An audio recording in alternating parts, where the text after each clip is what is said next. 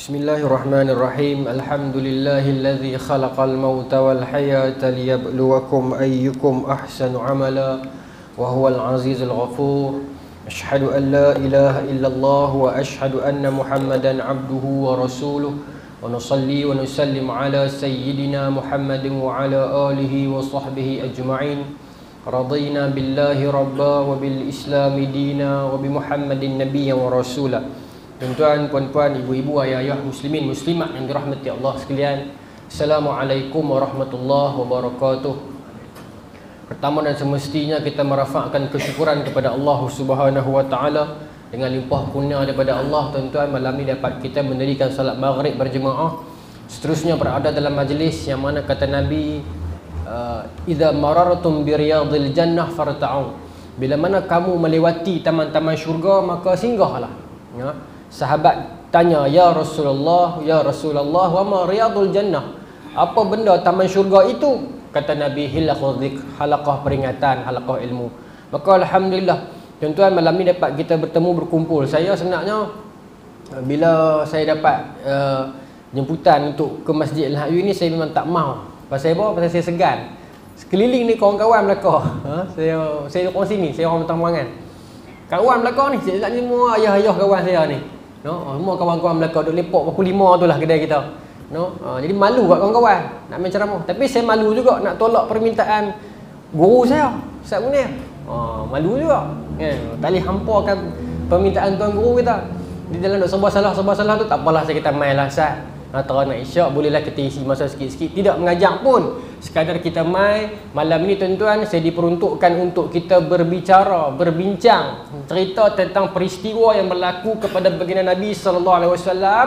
Kisah yang merupakan kisah yang sangat besar, yang dirakamkan oleh Allah Subhanahu Wa Taala di dalam Al-Quran. Kemudian disebutkan dalam hadis-hadis yang muktabar. Kisah berkenaan bagaimana Rasulullah SAW diperjalankan oleh Allah Subhanahu Wa Taala dalam dua dimensi perjalanan.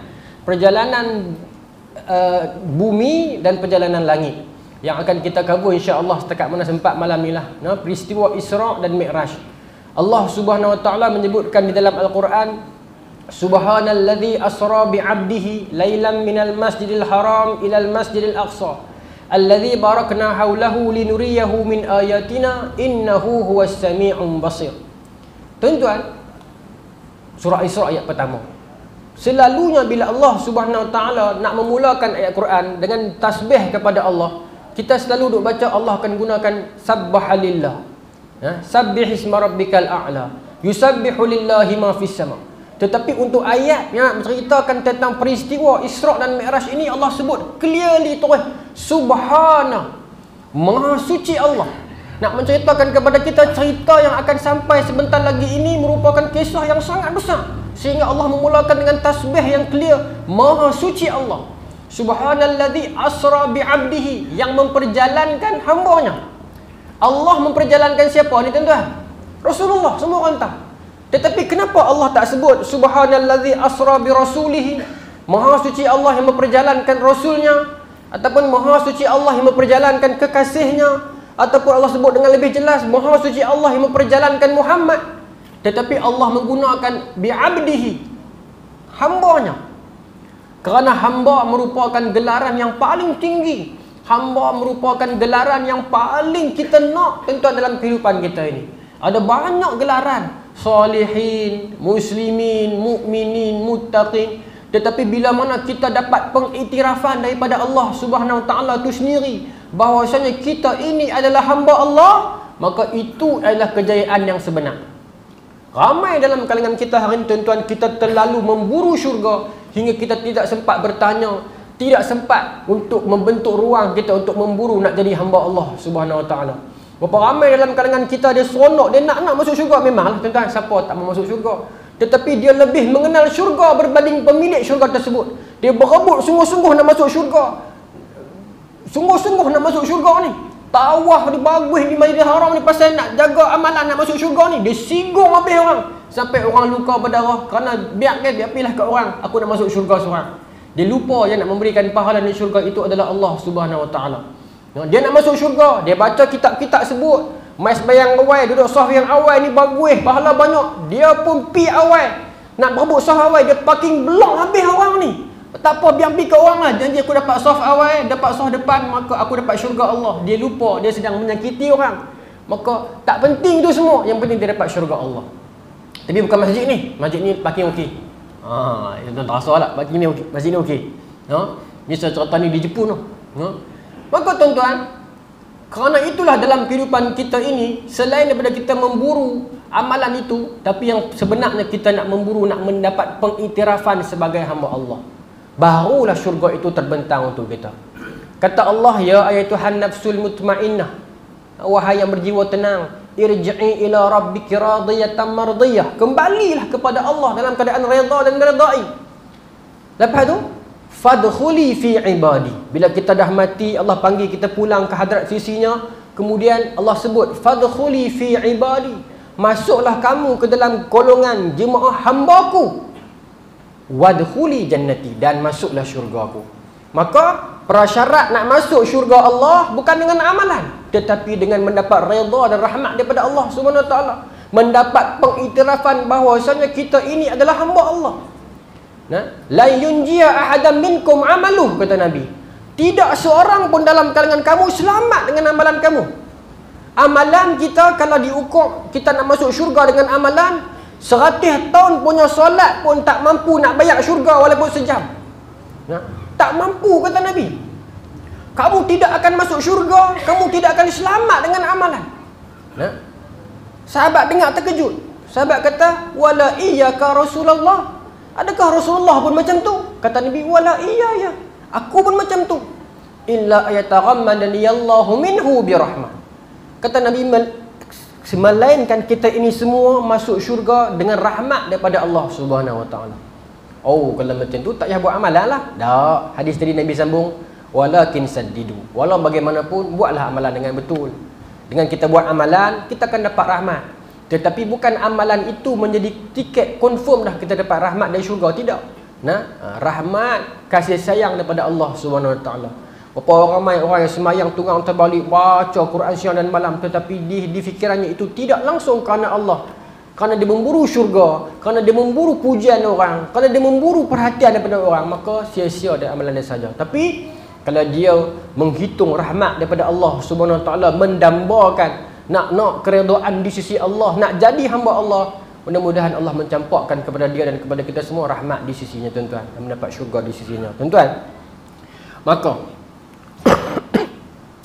kerana itulah pada malam tersebut Allah nak ceritakan tentang perjalanan Rasulullah ini. Allah sebut abdihi, hambanya, lailan, pada waktu malam. Ini taukid. Asra tu sendiri dah maksud perjalanan malam. Ustaz, kan? Dah bermaksud perjalanan malam dah. Allah kuatkan lagi dengan lailan, waktu malam.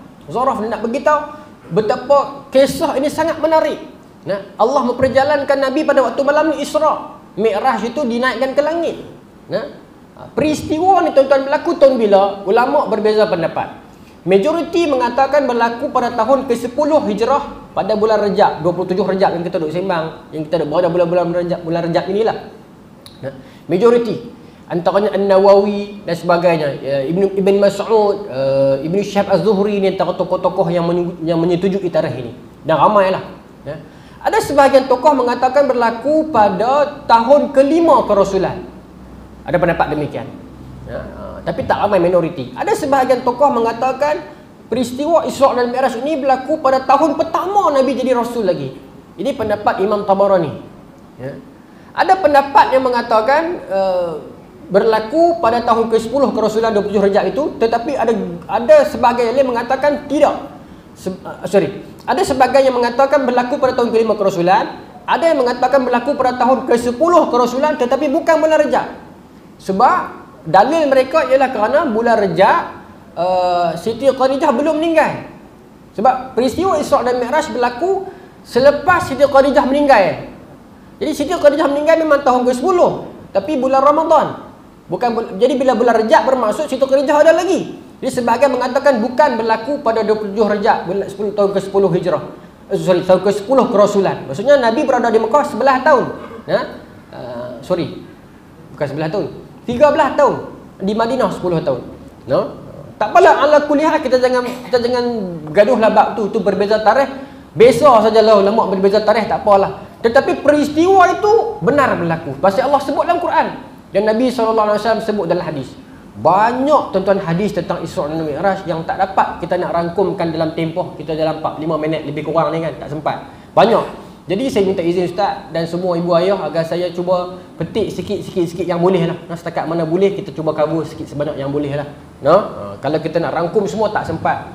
Tapi kalau ada persoalan tengok macam mana. No? Pasal hadis Isra' dan Mi'raj ni banyak. Ada yang sahih, ada yang hasan, ada yang dhaif, bahkan ada yang palsu pun. Kita kena tengok balik satu-satu. Tapi tak sempat lah saya ingat. Jadi malam ni saya pilih untuk petik beberapa hadis daripada Sahih Muslim yang mungkin boleh kita pedomankan dalam tempoh lebih kurang 45 minit ni. Tuan-tuan boleh, insya-Allah. Baik. Kata Allah, bila Allah memperjalankan Rasulnya, Nabi ini, Nabi Muhammad SAW, daripada Masjidil Haram ke Masjidil Aqsa, yang Allah berkati. Barakna haulahu, Allah berkati. Di antara Masjidil Haram ke Masjidil Aqsa tu, bukan dua itu Allah berkati. Dua itu dan sekitar itu, perjalanan itu Allah berkati. Termasuk di bumi Syria sekarang, di bumi Palestin sekarang, Allah berkati. Dan Allah takdirkan ayat itu berada dalam surah Isra' ayat pertama. Dan surah Isra' itu berada di pertengahan Quran. Apa maknanya? Maknanya Baitul Maqdis dan Al-Aqsa itu sentiasa berada di tengah-tengah hati umat Islam.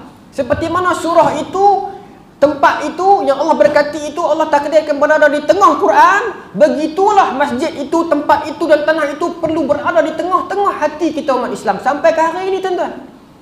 Pasal tu kisah yang berlaku di Palestin sekarang itu tak boleh kita pejamkan mata, tak boleh kita anggap tidak ada apa nilai. Dia berada di tengah-tengah hati umat Islam. Kisah yang hebat, tuan-tuan, dalam memperjalankan Rasulnya.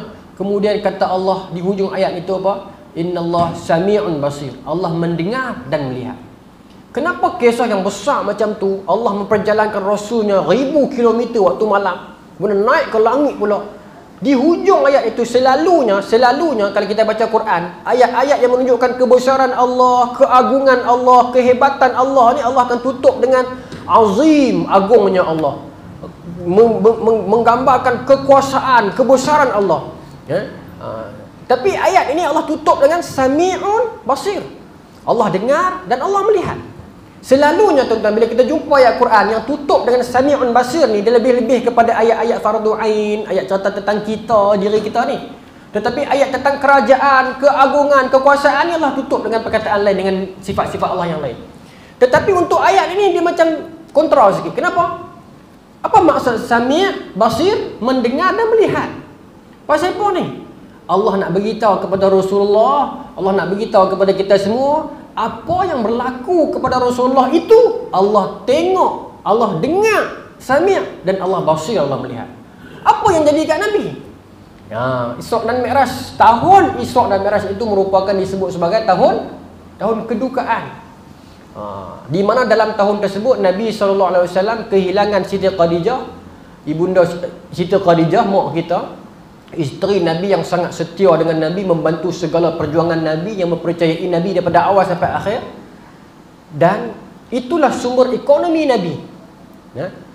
Sumber ekonomi Nabi. Di saat Nabi dipulaukan, orang Islam di peringkat awal di Mekah itu tidak diberi makan, tidak diberi pekerjaan, nak beli apa pun tak boleh, nak makan apa pun tak boleh.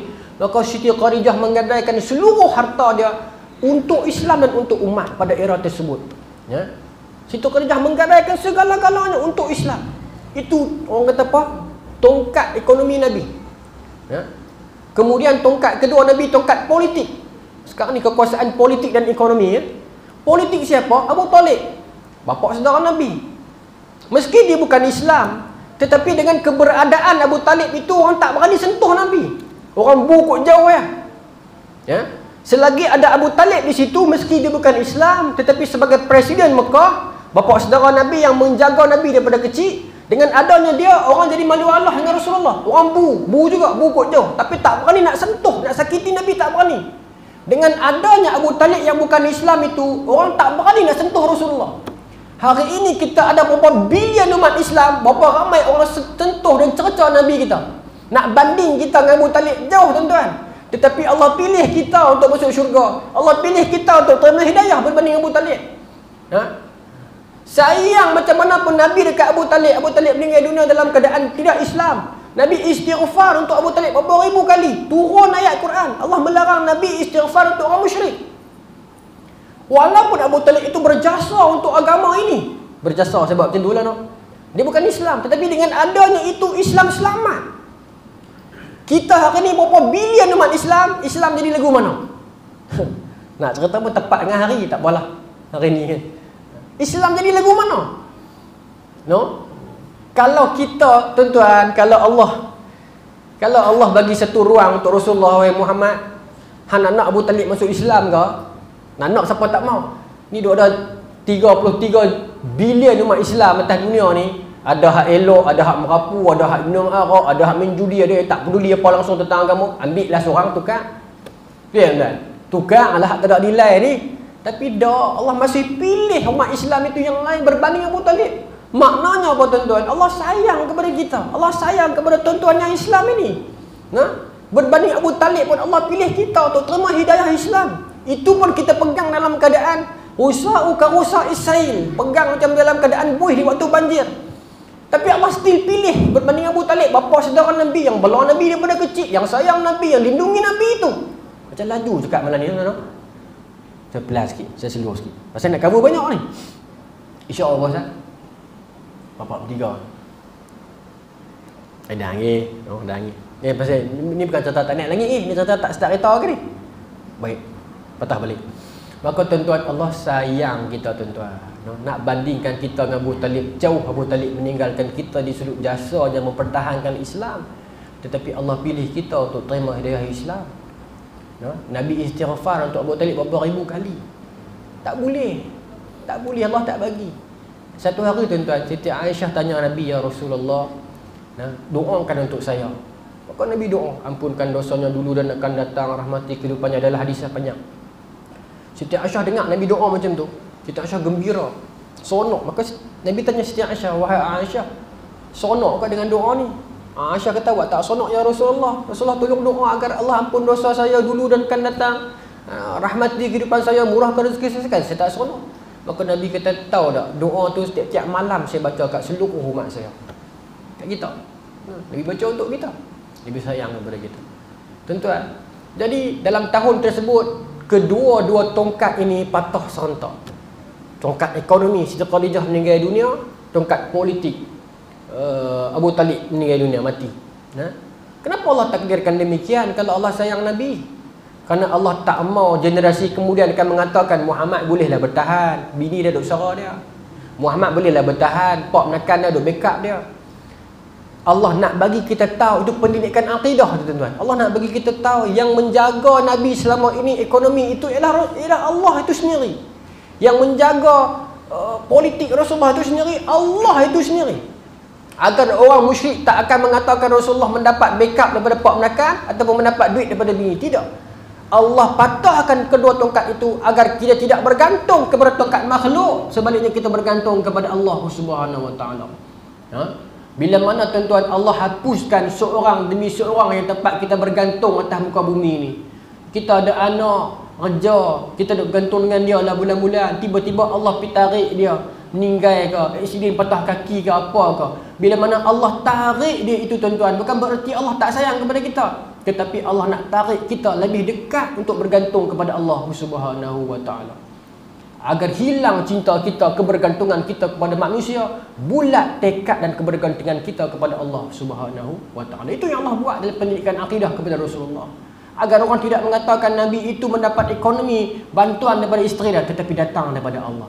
Agar dengan patahnya dua tongkat ini, ekonomi dan juga politik ini, tetapi Nabi SAW masih bertahan menjadi Rasul, menyebarkan Islam ke seluruh muka bumi sampai ke hari inilah hebat. Penjajah Islam itu berkembang. Tuan-tuan, dalam tahun tersebut Nabi berduka bila dua tongkat itu patah serentak. Apa Allah buat? Allah menghiburkan kekasihnya ini. Allah bawa Rasulullah berjalan. Itulah kita, tuan-tuan, dalam kehidupan kita ini. Bila mana kita sedih, kita berduka, dalam kaunseling dia kata grief and loss, kesedihannya, kehilangan, pilah berjalan. Cuma dalam edah tak boleh lagi lah. Tapi bila habis tu, pilah berjalan. Bila kita sedih, kita berduka, jangan duduk diam di setempat, keluar berjalan. Jalan pergi mana? Genting Highland. Dah. Rasulullah Allah bawa berjalan pergi melihat kebesaran Allah. Pergi ambil perintah semayang, pergi tengok kerajaan-kerajaan Allah, pergi mendekati orang kata apa ni, kokok kerajaan Allah. Itulah kita pun. Pergilah berjalan untuk melihat kebesaran Allah, kehebatan alam ini, kekuasaan Allah. Pergilah, bukan kata masjid saja, pergilah Yaak Terjun pun tak apa. Pergi Yaak Terjun dengan kita tengok sungai tu berjalan, tak berhenti, kita teringat nikmat Allah. Kalau hitung tak pernah cukup, luasnya nikmat Allah. Allah kata dalam syurga tu mengalir sungai-sungai. Itulah nikmat. Di sungai Yaak Terjun pun kita tak boleh fikir dah berapa punya lama dia mengalir, tak pernah berhenti, tak pernah patah balik pun. Itu baru sungai dunia. Bagaimana dengan sungai di syurga? Kita tengok Yaak Terjun, kita teringat. Kita naik di bukit yang tinggi, kita ingat kerdilnya kita ini. Kita tengok langit yang cantik, indahnya alam ini, ciptaan Allah. Maka semua perjalanan itu kalau boleh membawa kita dekat dengan Allah, pergilah berjalan. Jangan kurung jeri seorang-seorang takut kita lagi teruk. Tuan-tuan, jalan. Itulah Allah bawa Rasulullah berjalan. Ya. Baik, proses perjalanan itu. Dalam hadis sahih Muslim Nabi kata apa? Hadis ini panjang. Saya start dengan saya skip lah sanad panjang. Ya. Kata Nabi SAW, hadis ini riwayat daripada Anas bin Malik. Dia cerita Nabi SAW cerita dekat dia. Utitu bil bura' wa huwa dabbatul abyad tawilu faqal himar wa dunal baghal yad'u hafiruhu 'inda muntaha tarfihi. Kata Nabi, aku didatangi oleh burung. Dalam hadis sahih Bukhari, cerita tu Nabi start dengan Jibril mai belah dada Nabi. Jadi proses pembedahan dada Nabi sebelum Isra' dan Mi'raj sahih ke? Sahih. Dalam sahih Bukhari. Cuma ada ayat yang kata ya Jibril bawa keluar daging hitam. Ada baca-baca tak? Gumpalan hitam tu kan. Yang tu sahih, tetapi dia tak sahih berlaku pada malam Mi'raj. Hadis itu dia berada di dalam sahih Muslim, hadis pembedahan dada Nabi juga, tetapi berlaku di perkampungan Bani Sa'ad masa Nabi kecil. Hadis yang kata Muhammad qad qutil tu, kawan-kawan Nabi tengok Rasulullah didatangi oleh dua orang lelaki, bedah dada Nabi, bawa keluar gumpalan hitam. Kawan-kawan yang kecil-kecil ni pergi balik cerita di perkampungan Bani Sa'ad, kata Muhammad kena bunuh dah. Tu cerita tu ada pembedahan Nabi ketika kecil. Tetapi pembedahan Nabi yang ketika sebelum Mi'raj itu dalam Sahih Bukhari tak disebutkan yang dikeluarkan gumpalan hitam itu. Apa dalil dia? Apa signifikan dia? Sebab nak beritahu Rasulullah masa tu dah jadi Rasul dah. Rasulullah masa tu dah jadi Rasul dah. Jadi kalau kita pegang gumpalan hitam tu masih ada, tak betul lah. Pasal Rasulullah itu mulia. Ya? Allah jaga Nabi. Maka gumpalan hitam tu untuk pembedahan kedua tu tak ada dah. Pasal tu dalam matan tak ada. Nah? Baik, tak apa. Minta maaf dia jadi complicated sekarang. Tak apalah. Tapi pembedahan tu ada lah. Pembedahan tu berlaku. Dicuci hati Nabi dan sebagainya. Baik. Tapi dalam Sahih Muslim dimulakan oleh Anas bin Malik, Nabi kata burung itu didatangkan kepada aku. Mulangan tu. Apa burung ni? Apa burung ini? Wa huwa dabbah. Binatang. Simple. Kita tak boleh terjemuh burung ni sebenarnya sejenis roket. Kita jangan ambil lah zahir sangat. Sebenarnya dia bukan binatang. Mana ada binatang boleh terbang? Tak, dia roket. Tak, dia bukan roket, dia binatang. Nabi kata wa huwa dabbatul abyad, binatang yang berwarna putih. Binatang yang berwarna putih, jelas. Orang tersebut cerita kat kita dah kata benar ni tak binatang. Tengok orang Habib Mesih. Tak main ni. Ada dekat. Saya lihat. Baik. Binatang berwarna putih wa huwa dabbatul abyad tawilu fawqal himar wa dunal baghal. Ketinggiannya itu lebih tinggi daripada himar dan lebih rendah daripada baghal. Ketinggian itu di antara himar dengan baghal. Kemudian dia ni bentuk macam mana? Lagu kuda, rendah tinggi daripada himar, rendah daripada baghal. Saya ada cerita benda ni sebelum dalam kuliah sebelum ni di tempat lain lah. Di dalam live lah, di tempat lain, di media sosial. Dia pun pekat tanya saya, ada tanduk tak? Sayap dia panjang mana? Orang kita dia minat, dia lagi minat nak tahu buruk ni daripada hal lain. Dia tahu ada sayap lagu mana, tanduk panjang ke pendek ke, tanduk tengah ke, tak payah fikirlah. Nabi kata macam ni sudah. Yang pokoknya bukan buruk tu bentuk lagu mana. Buruk tu nak bawa Nabi ke mana? Perjalanan tu. Tapi hari ni kita risau sungguh pasal buruk ni. Sayap lagu mana, tanduk panjang mana. Lepas tu lah buruk tu tengah buat apa? Mana saya nak tahu? buka stesen minyak lah kot buruk oil ni. Tak tahu lah, tapi buruk ada. Adakah buruk yang Rasulullah naik itu sama dengan buruk yang Nabi lain naik? Tak tahu. Tapi kalau dalam hadis ni ada signal sikit. Saya baca. Baik. Jadi Nabi nak naik buruk tu tak boleh. Maka dalam hadis kata, dalam hadis Sahih Muslim tu kan, Nabi kata apa? Yasna'u hafirahu 'inda muntaha tarfi. Nabi nak naik tak boleh, maka dia perendah badan dia sampai ujung perut dia berlagu tanah, maka Nabi naik. Baik. Farakabtuhu hatta ataitu Baitul Maqdis. Aku naik tu pi ke Baitul Maqdis. Maka tuan-tuan faham, Masjidil Haram pi Baitul Maqdis, Nabi naik buruk. Berapa kilometer Ustaz? 1000 dah, 1000 lebih pun. Daripada Mekah pi Palestin tu, kan? Lebih pun. Lebih ke? Kalau straight tu katakanlah 1000 km lebih. Straight pi. Nabi kata aku naik sampai ke Baitul Maqdis. Ya. Bila sampai ke Baitul Maqdis, farabattuhu bi halqati allati yarbitu bihil anbiya. Aku sampai, aku turun daripada aku punya buruk itu, aku tambak dia dekat satu tiang. Yang mana tiang itu tiang yang samalah para nabi-nabi lain tambat buruk ni dulu. Itu jadi signal. Apakah buruk ini buruk yang sama ataupun setiap seorang nabi itu ada setiap satunya buruk? Tak tahu.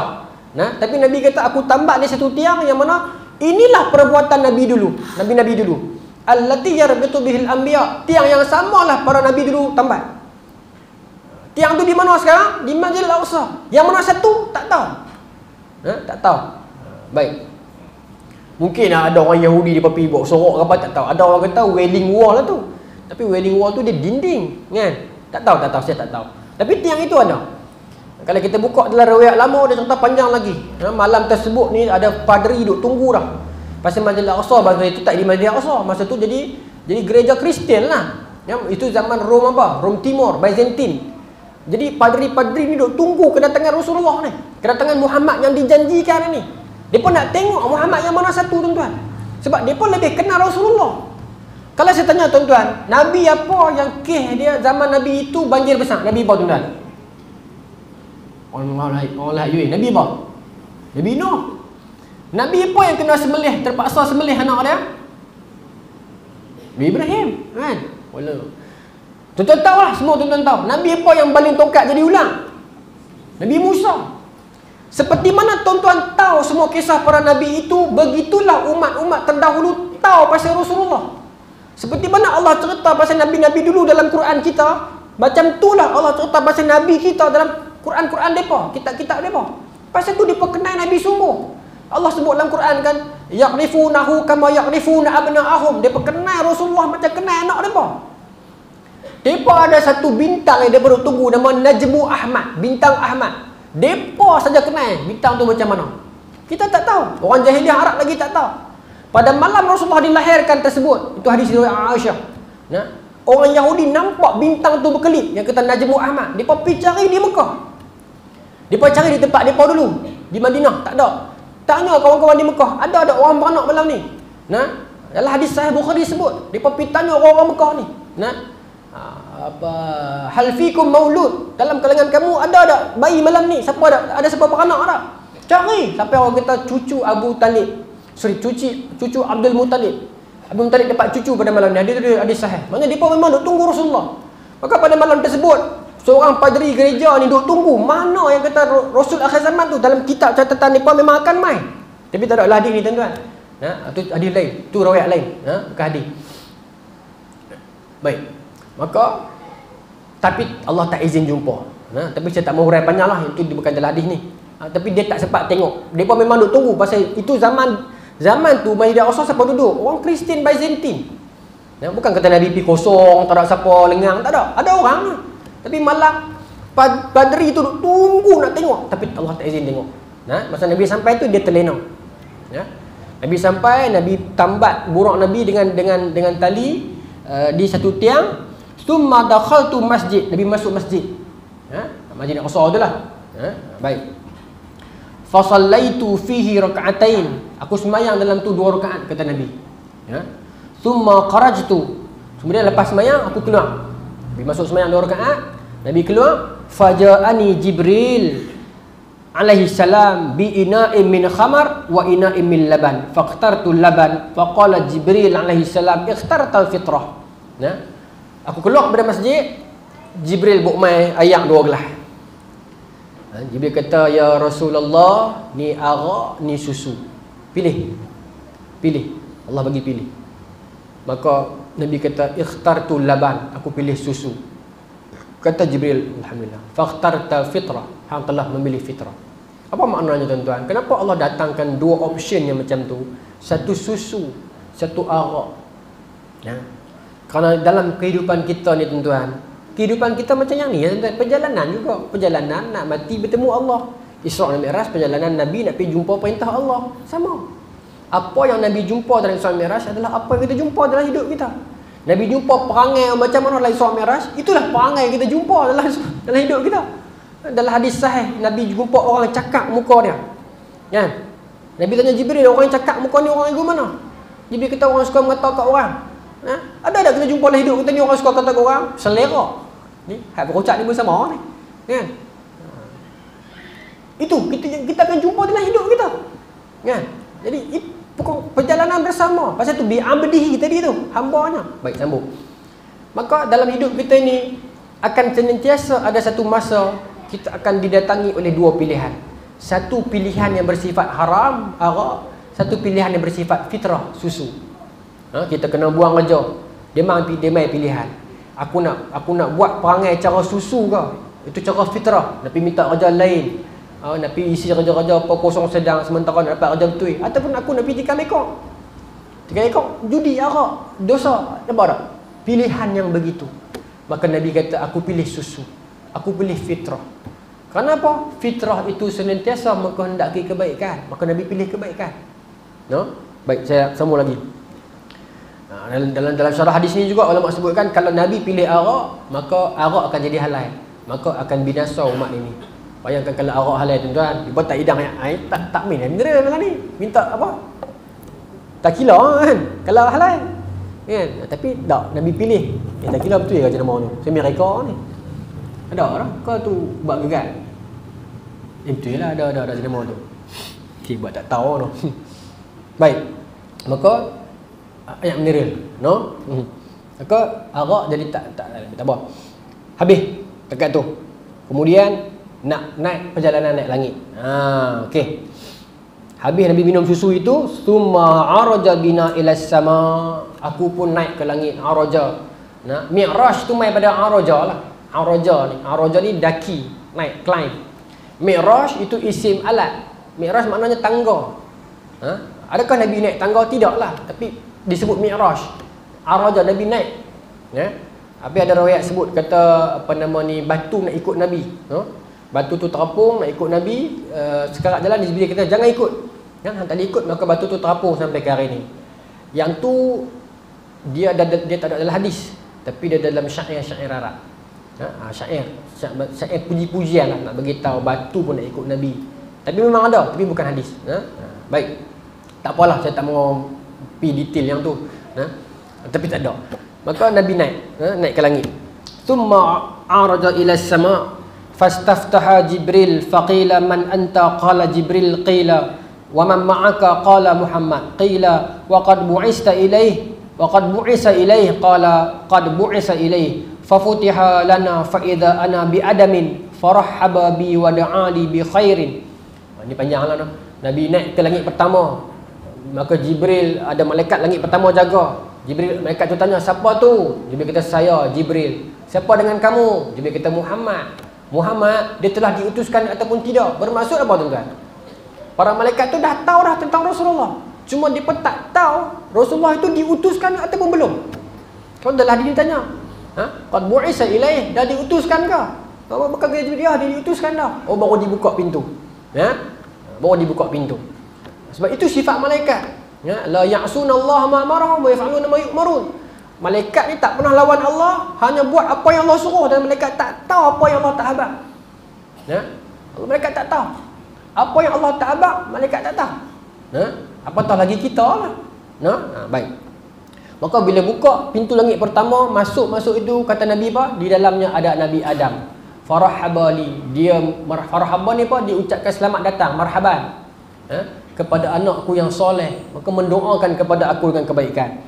Kemudian naik lagi tuan-tuan, summa araja ila sama'i tsaniyah, kemudian Nabi naik ke langit yang kedua. Baik, dialog yang sama, saya cepatlah noh. Malaikat tanya, siapa tu? Jibril. Dengan siapa? Muhammad. Muhammad dah diutuskan ke? Dah. Okey, buka pintu. Macam tu nah. Saya skip yang tu. Pergi langit kedua jumpa siapa? Qala Jibril wa ma ma'akum qad bu'isa ilaihi qad. Baik. Pergi langit kedua jumpa Nabi Isa bin Maryam dan Nabi Yahya. Langit kedua ada Nabi Isa dan Nabi Yahya. Pasal apa dia dua sekali? Allah Taala alam.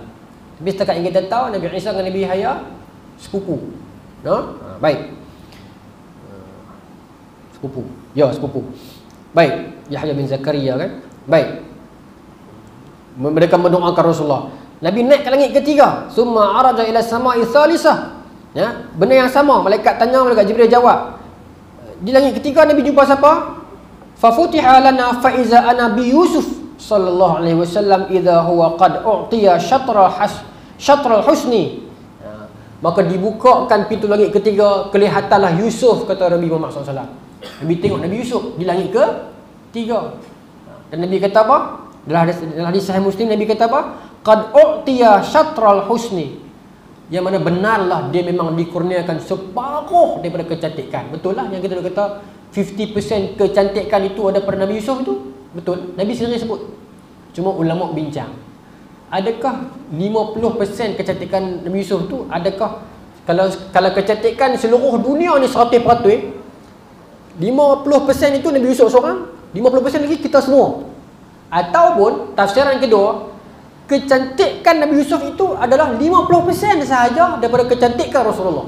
Rasulullah lagi handsome. Dua-dua kita terima. Sebab dalam Quran Nabi sebut, Allah sebut dalam Quran, bila mana Nabi Yusuf keluar, mau keluar ayat, ingat tak dalam kisah Zulaikha, persatuan bini-bini menteri buat makan malam. Dalam Quran sebut dia keluar buah apple dengan pisau. Zulaikha ni datang seri ni. Nama tak semestinya Zulaikha, tak apalah. Orang pegang Zulaikha lah, tak apa. Dia bagi semua datang sini pisau seorang satu, apple satu. Pasal persatuan bini-bini menteri ni duk kutuk Zulaikha dalam grup WhatsApp. Kita pasal apa lah Datin Seri ni pergi goda anak angkat sendiri dengan budak tu, jumpa dekat mana hala dalam perigi, pergi kutip belah. Ada hati mau kat anak angkat entah pergi kutip mana hala. Mereka tak tahu Nabi Yusuf tu handsome tu mana. Pasal tu Zulaikha cerdik, dia buat makan malam tu. Apa tengok Ustaz? Mereka semua tak pasal tengok Nabi Yusuf lagi. Jadi malam tu Zulaikha buat makan malam ramai-ramai, bagi apple satu, pisau satu, potong. Sambil duk potong, duk dia tak pergi membawang lah pasal apple, mengapple. Sambil duk mengapple tu, barulah Zulaikha kata kat Nabi Yusuf, okey Yusuf buat keluar ayat. Nabi Yusuf masuk saja tuan-tuan, dia palih-palih tengok Nabi Yusuf. Quran sebut, Allah sebut. Dia pakat potong jari dia sendiri. Tak sedar. Sampai Zulaikha kata handsome dah, dia tak perasan. Zulaikha kata, hampa baru tengok seminit dua sampai hampa terpotong jari sendiri, hampa tak sedar. Depa tengok baru depa rasa sakit. Hampa bayangkan aku tengok daripada remaja sampai hari ni berapa tahun tak merengkam ke, kata punya handsome. Hampa baru tengok seminit dua. Itu nak habaq handsome-nya Nabi Yusuf itu. Boleh ke Ustaz? Tak boleh. Dia masuk Zulaikha pula jadi lagi lambat. Pasal cepat ayat tu. Jadi Nabi Yusuf memang handsome, tapi kita pegang, kita umat Rasulullah handsome lagi. Rasulullah indah, Rasulullah handsome lagi. Rasulullah SAW, perut Nabi tak pernah lebih daripada dada Nabi. Tu walaupun dah 60-an lah, perut Nabi tak pernah lebih daripada dada Nabi. Saya kurus, tapi perut saya lebih kok. Tu cara kurus. Halil ni kena tahan nafas lah. Ambil korang kita semua no. Tapi itu Rasulullah fit. Rasulullah seorang yang fit. Jaga makan. Saya ingat dulu jumpa Ustaz Mutalib, selalu dia kata kat saya, jaga makan elok, jaga kesihatan. Dia kata ustaz-ustaz ni dia cerita kat orang ramai, suruh buat amalan elok semua elok, tapi ustaz-ustaz buncit. Betul dia kata kan. Dia tak mau, kata ustaz kena kuat, kena fit, jangan sakit, kata. Jangan makan mabuk-mabuk ni, dia kata. No, ni ustaz-ustaz habis kuliah depa jamu nasi Arab, nasi daging lah apa lah, mau tak gemuk. Malam ni gemuk ustaz. Malam ni kecuali lah kalau ada tak apalah kan. Orang tak cheat day.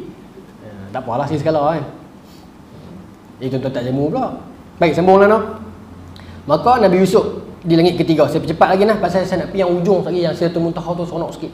Bukanlah yang tak seronok, maksudnya yang tu yang orang duk rajin tanya kan. Naik langit keempat jumpa siapa tuan-tuan? Nabi Idris. Tuan tahu lah, Nabi Idris langit keempat. Okey. Baik, langit kelima Nabi Idris. Baik. Okey. Okey. Kemudian summa arja ila sama'i sadisah, naik lagi ke-6. Okey, naik lagi ke-6 jumpa siapa? Nabi Musa. Naik lagi ke-6 jumpa Nabi Musa. Baik. Alaihi salam. Wa da'ali bi khairin summa. Okey, dan Nabi Musa mendoakan aku. Summa arja bina ila sama'i sabi'ah. Okey, mailah langit ke-7. Naik ke-7. Fastaftaha Jibril faqila man hadha, qala Jibril, qila wa man ma'aka, qala Muhammad sallallahu alaihi wasallam, qila wa qad bu'isa ilaihi, qala qad bu'isa ilaihi, fafutiha lana fa iza ana bi Ibrahim alaihi salam musnidan zahrahu ila baitil ma'mur. Tu naik langit ke-7, malaikat langit ke-7 tanya siapa tu? Kata Jibril, saya Jibril. Dengan siapa tu? Dengan Muhammad. Oh, Muhammad tu ke? Diutuskan dah ke? Ya, diutuskan dah. Boleh buka tak? Baru boleh buka. Bila buka, masuk-masuk kata Nabi SAW, nampaklah Nabi Ibrahim AS. Nampak Nabi Ibrahim AS musnidan zahruhu, menyandarkan belakangnya ila Baitul Ma'mur, menyandarkan belakang baginda dekat Baitul Ma'mur. Apa benda Baitul Ma'mur itu? Wa idza huwa yadkhuluhu kulla yaumin 70,000 malakin la ya'uduna ilaihi. Yang mana Baitul Ma'mur itu merupakan ibarat Kaabah kepada para penduduk langit. Ibaratlah, saya nak kata Kaabah, saya tak berani, tapi ibarat. Tapi dia betul-betul terletak di atas Mekah, atas Kaabah kita. Kalau dia jatuh straight, dia akan jatuh atas Kaabah kita. Tapi dia jauh lah, tersangat jauh, tak tahu di mana, jauh lah jauh. Dan Baitul Ma'mur itu para malaikat akan masuk tawaf. Sekali sesi 7,000 malaikat masuk. Dan setiap malaikat yang masuk la ya'ud, tak akan kembali dah. Betul tak? La ya'uduna ilaih, tak akan kembali kepadanya lah. Maksudnya apa? Setiap malaikat duk tunggu panggilan lah. Subsidi ni tengoklah T20 B40 ni. Ni malaikat duk tunggu. Bila masuk panggilan ni, dapat panggilan, pi tawaf, keluar. Sekali masuk 7,000. Bukan sekali pi 2 bulan lagu kita ni. Sekali pi tawaf tu 7,000 keluar. Tak ada kesempatan dah nak pi kali kedua. Tak ada dah. Bayar lebih, ambil package pun tak boleh. Kena beratuk tunggu giliran juga. Maknanya punya ramai malaikat Allah ni. Kira bukan tuan-tuan saja yang tunggu panggilan haji ni. Malaikat di atas pun duk tunggu juga ni. Tahun ni keluar nama lagi. Duk tunggu ni. Nak masuk tu. Tawaf keluar, tawaf keluar. Sekali masuk 7,000. Yang masuk pada zaman mula-mula alam semesta ni buat tu pun tak patah balik lah. Tak ada dah. Tak habis ke cover ni. Ada malaikat tanik haji gini. Lebih berat lagu tu lah. Maknanya punya ramai. Dan Nabi Ibrahim bersandak di situ. Allah Ta'ala alam macam mana. Habis hadis sebut macam tu. Musdidan zahruhu ila Baitul Ma'mur. Baik. Okey, dekat tu. Baitul Ma'mur terletak di atas Kaabah. Tapi di langit ke-7. Baik. Langit ke-7 tu di mana? Tak tahu. Atas lagi lah, tak. Kita langit pertama pun di mana, tuan-tuan? Di mana hujung langit pertama? Tu nampak? Tu awan. Hujung dia di mana? Tak tahu. Tu baru pertama. Hujung dia pun tak jumpa lagi.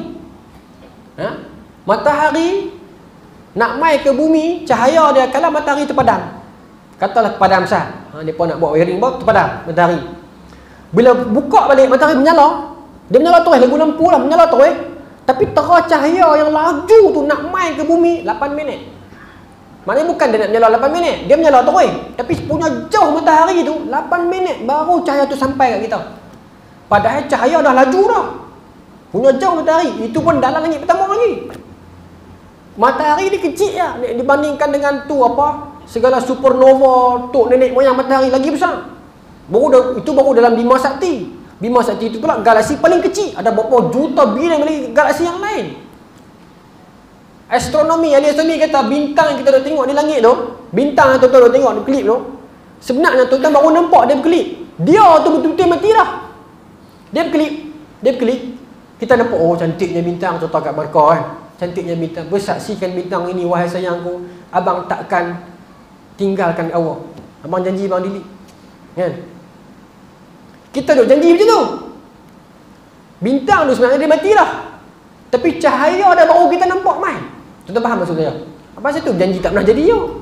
Saya janji depan bintang mati. Bintang tu mati dah. Bersaksikan bintang. Saksi pun mati dah. Ha? Punya hebat kerajaan Allah ni. Mu baru dalam gugusan yang pertama. Niat 7 ni tak tahu lah. Tuan-tuan, kerajaan Allah ni tak boleh lawan tuan-tuan. Siapa manusia nak lawan kerajaan Allah? Kalau kita rasa kita besar, tengoklah kebesaran Allah ni. Habis kita tuan-tuan. Kalau kita rasa kita ni jahat, kalau kita rasa kita ni berdosa, tengoklah kerajaan Allah punya kaya ni. Allah nak herankan dosa kita tuan-tuan? Tak heran. Minta ampun, Allah ampun punya. Ghafartu laka la ubali, kata Allah. Hamai minta ampun, aku tak peduli. Aku tak peduli apa dosa hang, aku tak peduli apa pekerjaan hang, aku tak peduli apa mak ayah hang siapa, hang minta ampun. Ghafartu laka la ubali. Aku ampun, aku tak peduli. Soalnya nak minta ataupun tidak kepada Allah. Minta lah, minta. Ustaz, kalau minta buat pula tak apa. Tak apa ke? Tak apa. Bukan tak apa. Minta pula. Ya? Minta ampun pada Allah. Allah punya kaya tuan-tuan. Tuan-tuan ada 100 juta dalam bank, budak dia minta sekupang. Heran tak tuan-tuan? Ambil sekupang tuan-tuan halal lah. Kan? Dia kata, minta maaf makcik, saya tak boleh bayar lagi sekupang. Heran apa? Aku dah 100 juta. Allah punya hebat kerajaan Allah ni takat. Dosa kita kecil-kecil itu tuan-tuan. Minta ampun, Allah ampun. Cuma kita ni tak mau minta ampun. Ya? Kita tak mau minta ampun. No? Minta ampun pada Allah. Minta, jangan berhenti minta ampun. Istighfar banyak-banyak. Istighfar. Faqultu astaghfiru rabbakum innahu kana ghaffara, kata Nabi Nuh. Ha? Bila kita minta ampun kepada Allah, Allah ampun dan Allah ghafar. Allah ampun, Allah tutup. Siapa tak tahu dosa kita? Pernah Allah buka dosa kita tuan-tuan? Ha? Orang Kristian nak minta ampun, kena pergi depan padri, ada dia panggil apa? Wishing box. Ha? Some kind itulah. Dari satu kotak yang akan ada operator tunggu kat situ, padri lah. Kita kena declare dosa kita, macam income tax tu. Dosa kena declare. Father, saya buat sekian. Oh, saya pernah berzina sekian tadi. Okey, berapa ringgit? Dalam 6,500 bayar. Okey, baru dosa ampun. Kita tak macam tu. Dosa kita Allah saja yang tahu. Tengah malam Allah tak suruh abang kau orang. Allah tak bagi abang kau orang. Tapi hari ni kita pergi bangga abang kau orang dosa kita. Anak tahu dah aku dulu kan baik tahu mana? Ada cerita. Siapa suruh cerita? Mai pula seorang dua. Aku nak mengumpat. Mai pula seorang dah motivator kata, pejamkan mata tuan-tuan. Buka muzik sedih.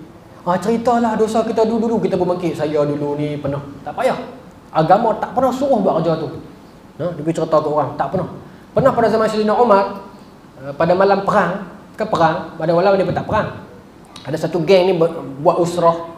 Depa minta duk muhasabah sama-sama depa. Hang cerita dosa hang apa? Hang cerita pula. Bakat cerita dosa. Sayyidina Umar dengar Sayyidina Umar marah. Agama tak pernah suruh bercerita dosa orang. Cerita dosa kita ke orang. No? Tapi hari ni jadi pelik. No? Dulu dekat universiti dia popular dengan apa?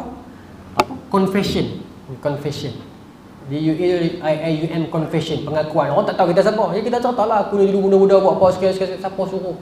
Tak faham manusia zaman now ni. Ya? Baik. Sikit lagi tuan-tuan boleh no? Janji nak habis cepat ni jadi lama kau. Baik. Sikit lagi. Maka lepas Nabi tengok Baitul Ma'mur itu, summa dhahaba bi ila sidratil muntaha. Kemudian aku berjalan pi sidratil muntaha. Yang ni menarik. Sebab apa? Ayat-ayat tadi Nabi kata apa? Summa araja. Aku naik. Betul tak?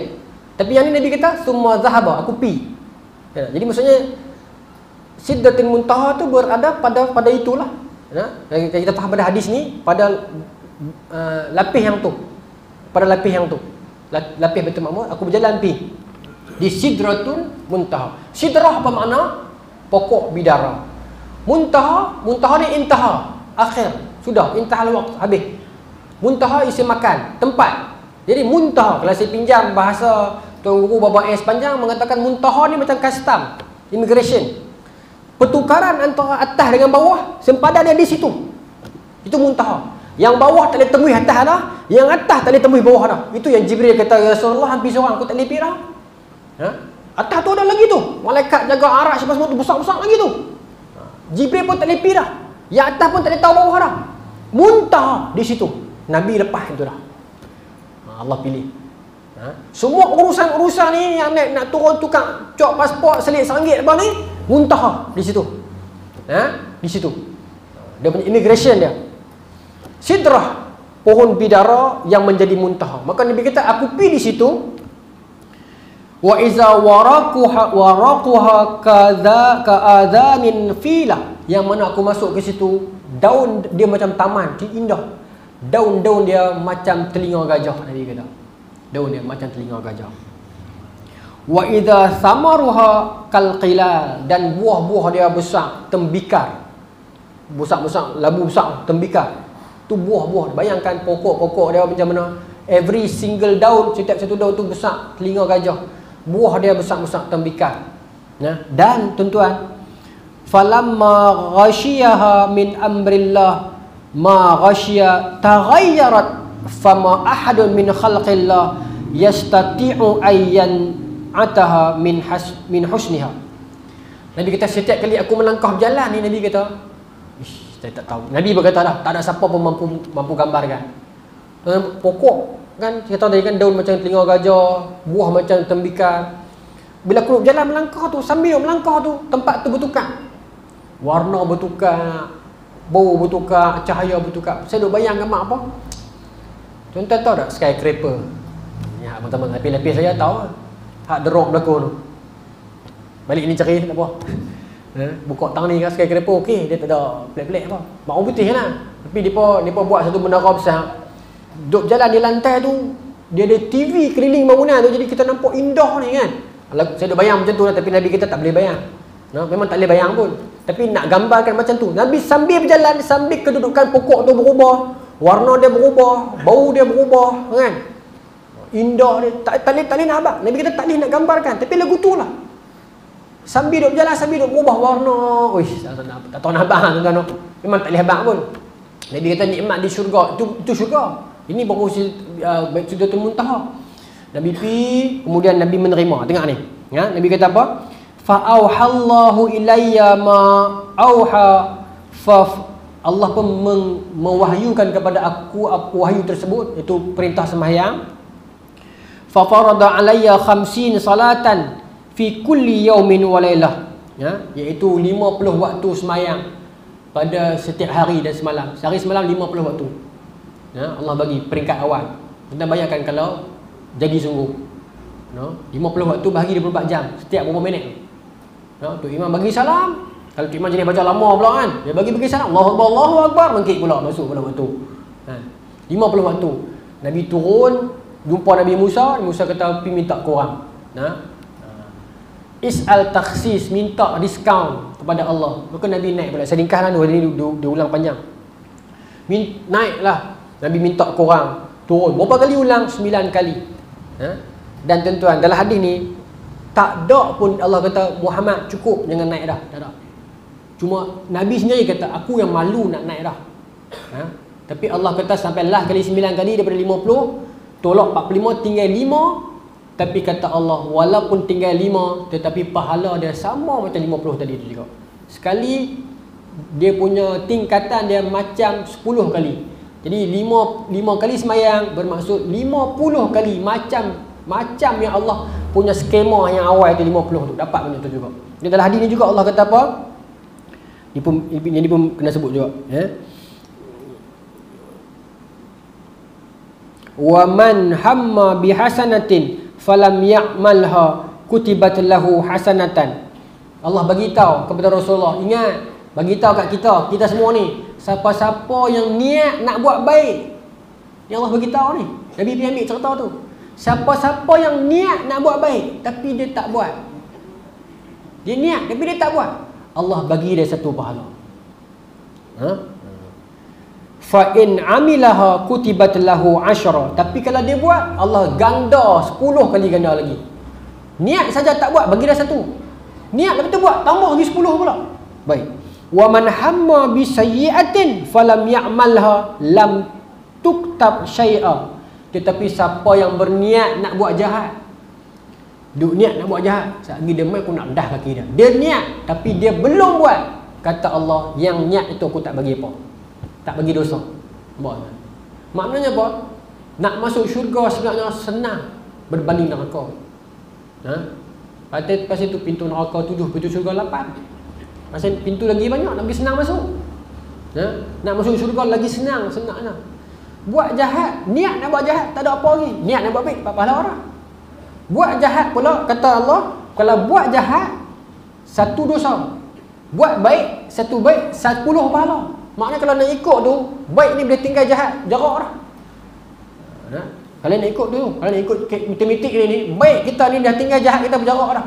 Tapi tak tahulah, ikutlah ni kita jahat, kita tinggal baik kita. Minta ampun lah, no? Sama lah saya pun. Baik. Maka itulah ulang alik minta kurang semayang sampai tinggal 5. Itu pun kata Nabi Musa, umat hang tak boleh buat juga. Tuan-tuan, no? Apa yang paling apa nama ni, nak bang tu, kita semayang ni, no? Semayang ni buat lah tu, no? Tuan-tuan tak apa ni, saya letak kat video ni, kat saya sekali, kat semua, no? Semayang buat. Kalau nak mula susah buat, bagi laju buat rukun-rukun lebih cepat-cepat pun tak apa. Lama-lama dekat semua lah, no? Solat tu tiang agama, no? Tak ada solat, tak ada agama. Inna awwala ma yuhasabu bihil 'abdu min ummati yaumal qiyamah salatuhu, kata Nabi. Yang pertama sekali Nabi tengok pada hari kiamat, yang pertama kali Allah tengok dari kiamat adalah solatnya.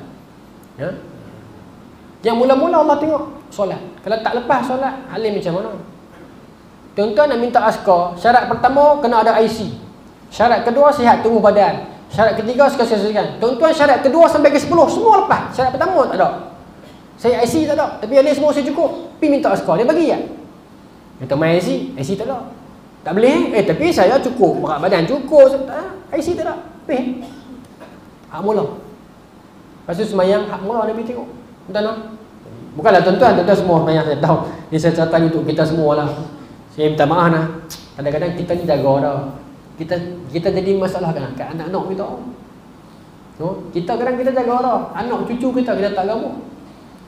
Kalau bulan puasa ni kita gerak anak gerak sungguh-sungguh. Pasal apa? Kesian kat dia, takut dia lapar kesian. Tapi subuh kita tak gerak lagu tu. Kita tak kesian takut dia lapar di sana pula nanti tu. Gerak. Kadang-kadang kita maaf lah, saya jumpa masjid ramai dah. Kemah, cantik, tapi main kat anak-anak luar. Itu tersayang. Paksa. Ya. Kalau dah umur 25 tak mayang itu tu rotan lah, rimbuk tu ya. No, beli satu boxing tu kan. Baik 30 duk dengan mak pak tak semayang lagi ni melampau. No? Allah Ta'ala lah tuan-tuan, maka itulah cerita Isra' dan Mi'raj disuruh semayang dah ni. Ya. Maknanya banyak lagi, tapi ni setakat yang saya boleh cover dekat tu lah. Ya. Ada beberapa peristiwa yang Nabi jumpa dalam Isra' dan Mi'raj. Ada beberapa peristiwa yang Nabi jumpa yang dikatakan Isra' dan Mi'raj tapi bukan Isra' dan Mi'raj. Tapi betul sahih. Tapi dia berlaku pada benda yang lain. Contohnya, tak apa Ustaz, belajar. Contohnya macam Nabi tengok orang yang pecahkan kepala, ambil batu kotak kepala pecah. Ambil batu kotak kepala pecah tu kan.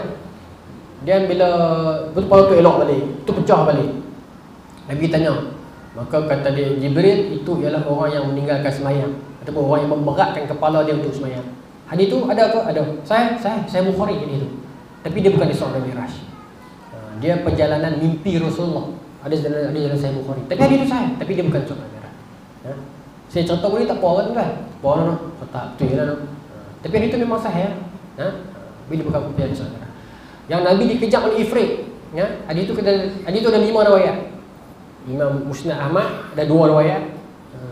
Imam Tabarani 1 riwayat, dalam Mu'jam Awsat. Imam Malik 1 riwayat. Satu lagi Imam Nasa'i. Kelima-lima ni yang paling kuat riwayat dalam Musnad Ahmad. Jalur Imam Ahmad sampai tak apalah tu complicated, tapi saya beritahu ada. Bahkan doa yang Jibril ajak kepada Nabi tu pun ada.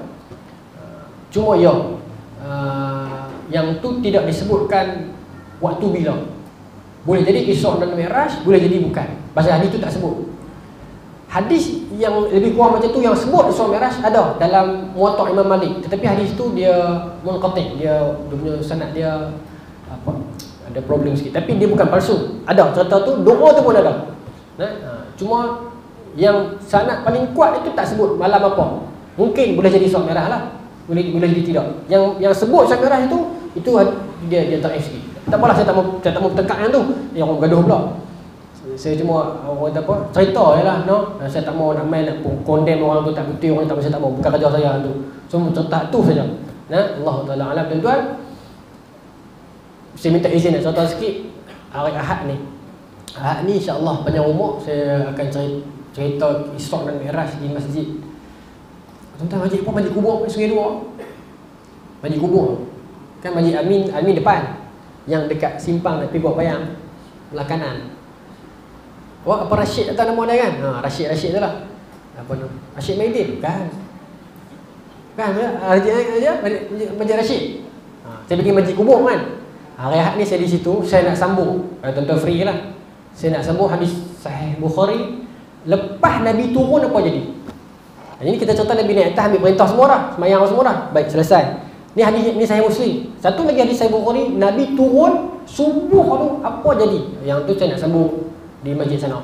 Allah Ta'ala alam. Bismillahirrahmanirrahim. Allah marzuqna fahman nabiyyin wa mursalin wa malaikatil muqarrabin wa ahdina fi diyatil arifin bi rahmatika ya arhamar rahimin walhamdulillahi rabbil alamin. Assalamualaikum warahmatullahi wabarakatuh.